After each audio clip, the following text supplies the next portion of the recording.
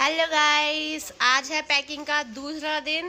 कल से पैकिंग चल रही है और पैकिंग फाइनल नहीं हुई है। और सामान तो नहीं है कि पैकिंग नहीं हुई और 2 दिन में नहीं, मैं धीरे धीरे कर रही हूँ। धीरे धीरे कर रही है ताकि हो जाए। और दूसरा बहुत ज़्यादा फैलावा हो रखा है सब जगह। और मैं कोने में बैठी, कुछ नहीं दिखेगा पर हमारे पास पहनने के कपड़े नहीं है। और मैं बैठी हूँ कोने में क्योंकि मेरा पैकिंग का जो नंबर है वो सबसे लास्ट में आएगा, क्योंकि दीदी सारा सामान डालने के बाद मुझे कट्टे में डालेंगी, क्योंकि मैं हूँ एक AI। तेरा किराया ना लगे इसलिए। मेरा किराया नहीं लगे इसलिए मुझे कट्टे में बंद कर देंगी। फिर किचन का नंबर आएगा, फिर भगवान जी का नंबर आएगा और फिर आएगा मेरा नंबर। और बताओ कैसा महसूस हो रहा है? अच्छा नहीं लग रहा है।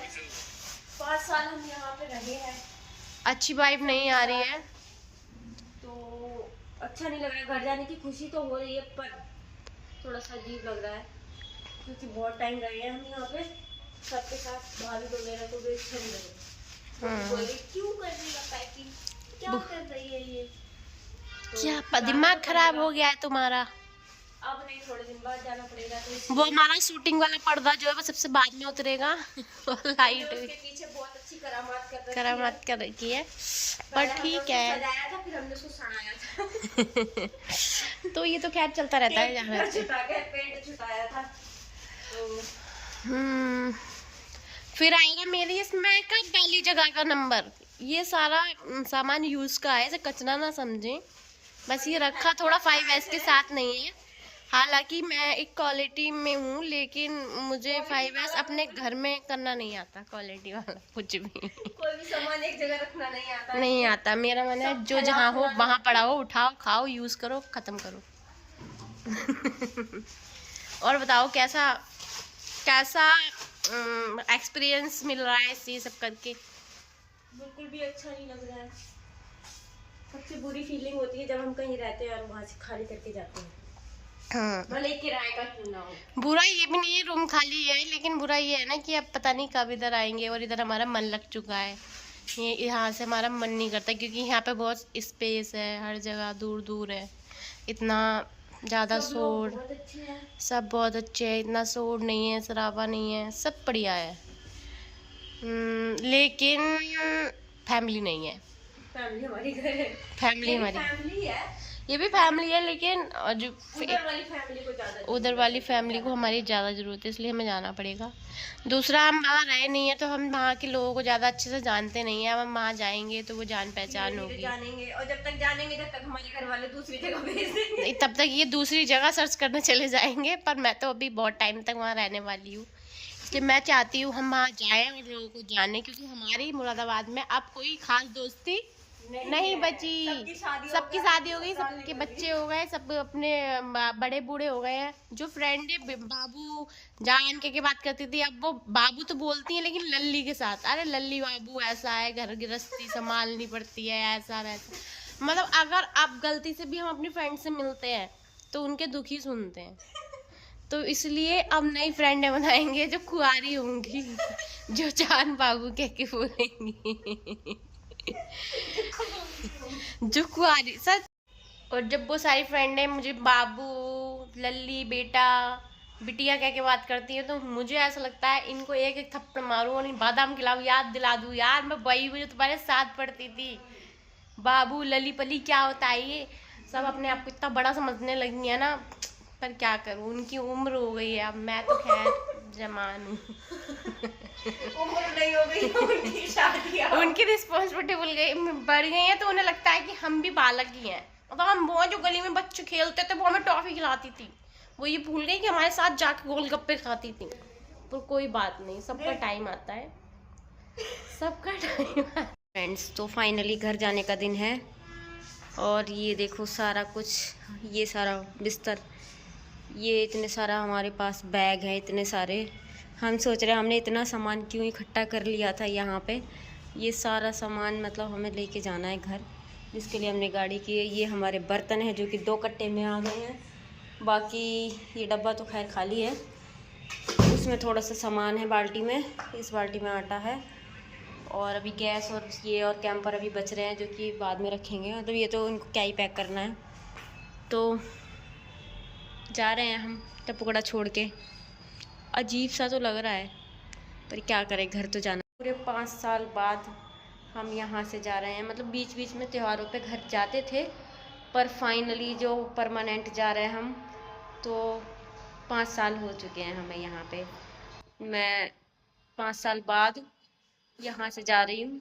अजीब सा तो लग रहा है क्योंकि एक फैमिली सी बन गई थी, भाभी, नीचे वाले सब लोग। कभी दोबारा मिलेंगे आए इधर तो, पर अभी छोड़ना पड़ेगा ये, क्योंकि घर पे मम्मी पापा भी हैं, उनको भी देखना है, काम भी है। तो देखो, बस ये है कि गाड़ी में रख जाए, क्योंकि बहुत ज़्यादा है सारा सामान। गाड़ी वाले भैया भी थोड़ा सा रखवा देंगे बोल रहे थे। मिलते हैं घर पहुंच के, बाय बाय। चीज़ तो ये है जिसको नीचे ले जाने में महाभारत सी लगेगी मुझे। बाकी अगर भैया रखवा देंगे तो कोई बात ही नहीं है। तो को हम छोड़ के जा रहे हैं अभी। ये सारी फैमिली हमारी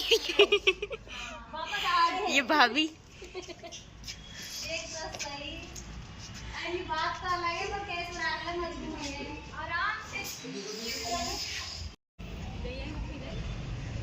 ना यहीं खड़ी हैं।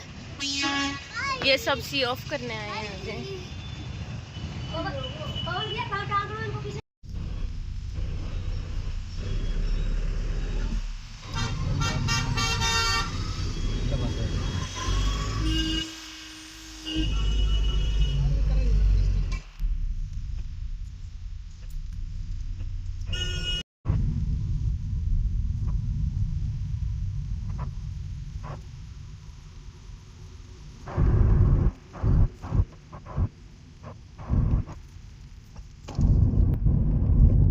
चलो फिर सी ऑफ हमें कर चुके हैं सब लोग। टपुकड़ा से विदा कर दिया गया है हमें और हम निकल गए थे घर से।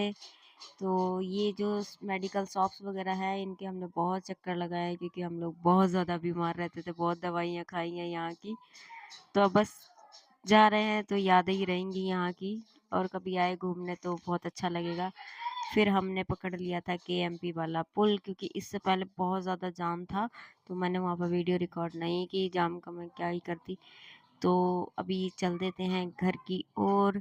यहाँ पे मतलब जब केएमपी चढ़े थे उससे पहले सोच रहे थे कि कोई कुछ खाने पीने का मिलेगा तो खा लेंगे।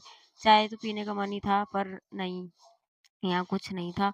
हमने कहा चलो जी चल देते हैं। पानी की बोतल ले ली थी एक, और फिर चल दी, क्योंकि सर्दी है तो पानी ज़्यादा नहीं पिया गया। फिर केएमपी से उतरने के बाद हापुड़ से पहले हमने सबसे पहले पी चाय, क्योंकि बहुत ज़्यादा सर्दी हो रही थी, और यहाँ बैठ के हमें और ज़्यादा सर्दी लग रही थी, क्योंकि ये ओपन एरिया था।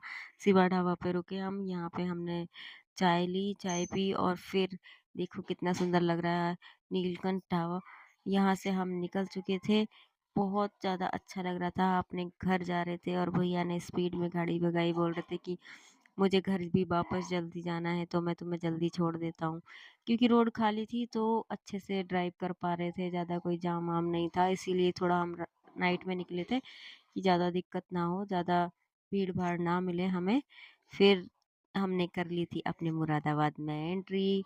ये गांगन के पुल से पास हम जब पहुंच गए थे, बड़ा अच्छा लग रहा था अपना शहर को देख के, कि भाई अब की बार हम ये सोच के नहीं आए थे ना कि हमें कौन सी डेट को वापस आना है, वरना हर बार जब कंपनी से छुट्टी लेके आते थे तो पहले ये बता के आते थे वापस कब जाएंगे। अब की बार कोई ऐसा टेंशन नहीं है कि कब हमें वापस जाना है, कब हमारी छुट्टी ख़त्म हो रही है, तो टेंशन नहीं थी उतनी ज़्यादा। अच्छा लग रहा था, और बहुत ज़्यादा थक गए थे हम लोग। घर पहुंचने से पहले घर पे मम्मी को फ़ोन कर दिया था कि ड्राइवर भैया वगैरह के लिए चाय वाय बना के रखना, और मैं तो जाके सोने ही वाली थी। बस ऐसा मन कर रहा था जाके सामान उतार के सो जाऊंगी, पर नहीं सो पाए थे, क्योंकि उतार के पहले सामान सेट करा थोड़ा सा इधर उधर, ऐसे ही टेम्पररी। अब घर में सामान लगाएंगे जाके। तो बहुत ज़्यादा थकान हो गई थी, और मैंने आगे की वीडियो घर पहुंचने की रिकॉर्ड नहीं की थी, क्योंकि सामान रात बहुत हो गई थी, हम 1:30 बजे पहुंचे थे। Thanks for watching, bye bye.